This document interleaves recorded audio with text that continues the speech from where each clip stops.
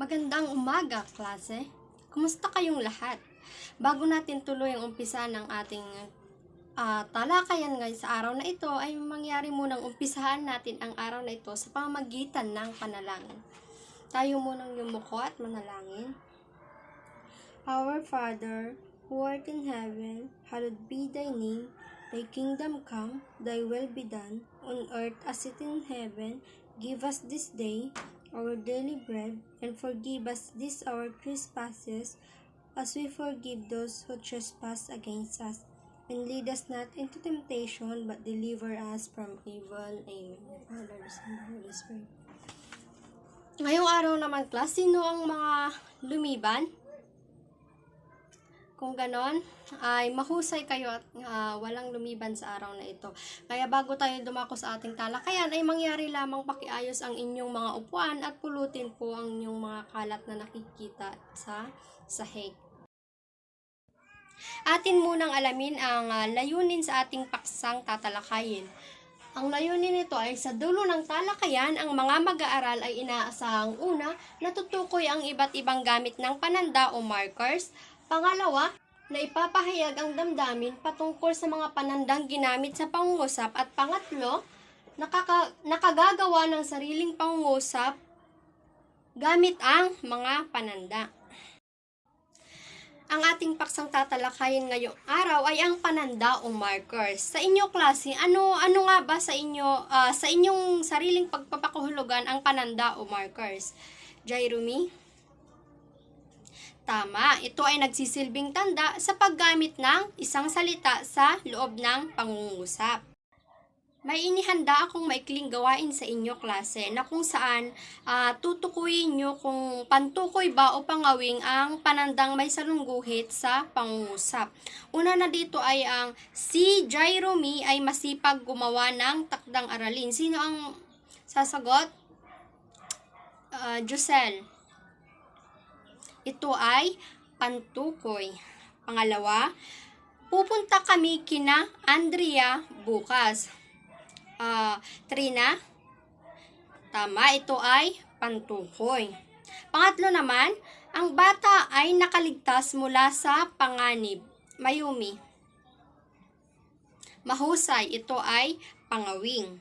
Pang-apat, ang mga magsasaka ay patuloy na nakikibaka sa kabila ng mainit na sikat ng araw. At ito ay tama, ito ay pangawing. Panglima, sina Catherine Bernardo at Daniel Padilla ay hiwalay na. Claire? Mahusay, ito ay pantukoy. Ang pananda o markers. Ang pananda ay isa sa uri ng salitang pangkayarian ng layunin ay magpakilala o magsilbing tanda ng gamit ng pambaralila ng isang salita sa loob ng pangungusap.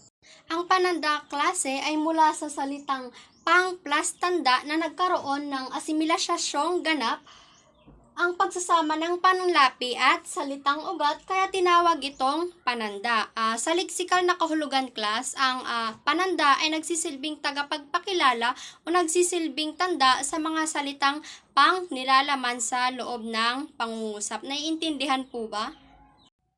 Alam nyo ba, klase, na may dalawang uri ang pananda? Ito ay ang pantukoy at pangawing. Sa inyo, klase, ano ang sarili nyong pagpapakahulugan sa pantukoy? Yes, Clarice.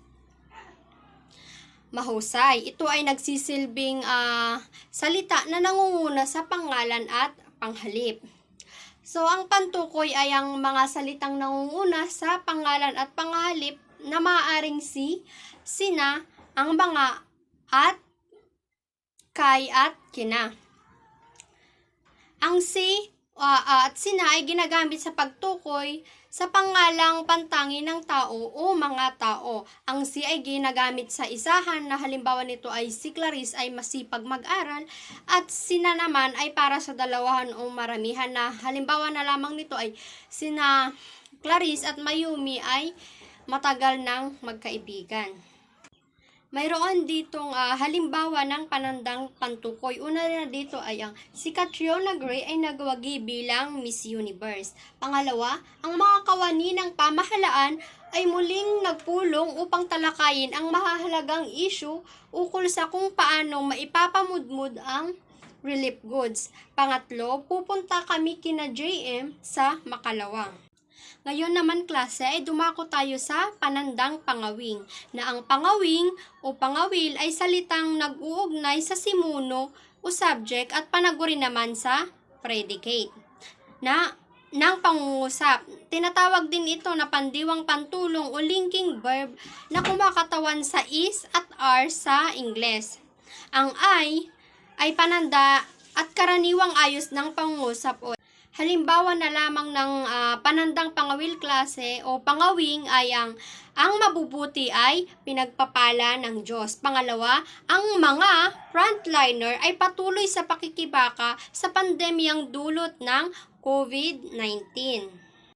Ngayon naman klase ay dumako naman tayo sa panandang ang o ang mga na ginagamit sa pagtukoy ng simuno o pangalan sa pangungusap. Naiintindihan ba klase? Mahusay naman kung ganon. Sa panandang sa o kina ay pananda na ginagamit bilang panandang ganapan kung saan nagaganap ang kilos ng pandiwa. Ang panandang si o sina naman ay ginagamit bilang pananda sa pagtukoy ng tao o mga tao sa pangungusap. Ang panandang ay isang pananda sa isang pangangkop o panandang pagbabaliktad. Ang panandang ng at ng mga ay ginagamit bilang pananda sa pangalan na ginagamit sa layon ng pandiwa, panuring na paari o tatanggap ng pandiwa. Para sa inyong karagdagang kaalaman class na may dalawang uri ng pangungusap ayon sa ayos. Ito ay ang karaniwan. Magbigay ng sariling pagpapakahulugan sa karaniwan, Mary Grace. Ito ay nauuna ang panaguri bago ang paksa. Halimbawa na lamang dito ay mayroong bagong bukas na negosyo si Aling Mirna. Sa di karaniwan naman, Daisy, mag-ibigay mo yung sarili mong pagpapakahulugan sa salitang di karaniwan. Mahusay. Dito naman sa di karaniwan, nauuna ang paksa bago ang panaguri. At halimbawa na lamang dito ay si Aling Nena ay mayroong bagong bukas na negosyo. Naiintindihan ba, class? Mayroon akong hinandang gawain sa inyo, klase, na kung saan tutukuyin nyo kung anong pananda ang tinutukoy sa bawat bilang. Una na rito ay ito ang ginagamit sa pagtukoy ng simuno o panaguri sa pangungusap. Pangalawa, ito ay pananda na ginagamit bilang isang panandang ganapan na ginagamit kung saan naganap ang kilos ng pandiwa. Pangatlo, ito ay pananda na ginagamit sa pagtukoy ng tao o mga tao sa pangungusap. Ang pang-apat naman ay ito ay ginagamit bilang pananda sa pangalan na ginagamit sa layon ng pandiwa, panuring na paari o tatanggap ng pandiwa. At ang panglima, ang huling bilang, ito ay pananda na isang pangangkop o kadalasang ginagamit sa mga pangungusap na dituwiran o baliktad na ayos. Tapos na po ba ang lahat, klase? Kung ganon ay ating sasagutan isa-isa ang gawain na inyong sinagutan. Ang sasagot ng unang bilang ay Alea. Tama, ito ay panandang at ang mga. Pangalawa naman, Marvin J. Ito ay panandang sa at para sa. Pangatlo, Trina. Mahusay, ito ay panandang si at sina. Ang pang-apat naman, pakisagutan ang bilang na ito, Trisha. Tama, ito ay panandang ng at ng mga. Panglima, Jericho. Ito ay panandang ay. May katanungan po ba ang lahat, klase? Kung gayon, ako naman ang magtatanong sa inyo. Una na rito ay, ano ang payak na kahulugan ng pananda? Paula? Mahusay, ito ay nagsisilbing tanda sa isang salita sa loob ng pangungusap. Pangalawa naman, ano ang gamit ng panandang ang at ng mga? Joanna Marie. Ito ay pantukoy sa ngalan ng tao, lunan o pangyayari. Sa pangatlong bilang, magbigay ng pangungusap na tumutukoy sa ngalan ng tao. Mary Grace? Tama. Halimbawa na lamang nito ay si Aling Mirna ay tatakbong kagawad sa darating na halalan. At ang pang-apat naman, ibigay ang dalawang uri ng pangungusap. Clarice? Mahusay, ito ay karaniwan at di karaniwan. Sa panglimang bilang, magbigay ng pangungusap na tumutukoy ukol sa simuno o pangalan sa pangungusap. Eileen? Tama. Halimbawa na lang din dito ay ang mga paru-paro ay napakagandang pagmasdan habang dumadapo sa mga bulaklak. Para naman sa inyong pagtataya, klase, ay pipiliin nyo sa kahon ang naaangkop na kasagutan sa bawat bilang. At tandaan na mayroong salita o mayroong kasagutan ang mauulit.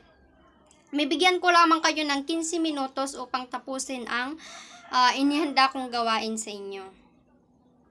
Para sa inyong takdang aralin naman, klase, ay susulat kayo ng 5 pangungusap gamit ang pananda o markers na nabanggit sa ating talakayan at isulat ito sa buong papel. Ipapasa niyo ito sa akin bukas ng umaga. At dito na po nagtatapos ang ating talakayan sa araw na ito. Ngunit bago tayo tuluyang umalis sa silid-aralan na ito, ay tayo muna ay manalangin. Iyuko po ang ating ulo upang damhin ang presensya ng Panginoon at taimtim po tayong manalangin. Glory be to the Father, to the Son, to the Holy Spirit, as it was in the beginning, is now, and ever shall be, world without end. Amen. Holy Spirit, Amen. Maraming salamat sa inyong partisipasyon, klase. Salamat sa inyong aktibong pakikinig at partisipasyon.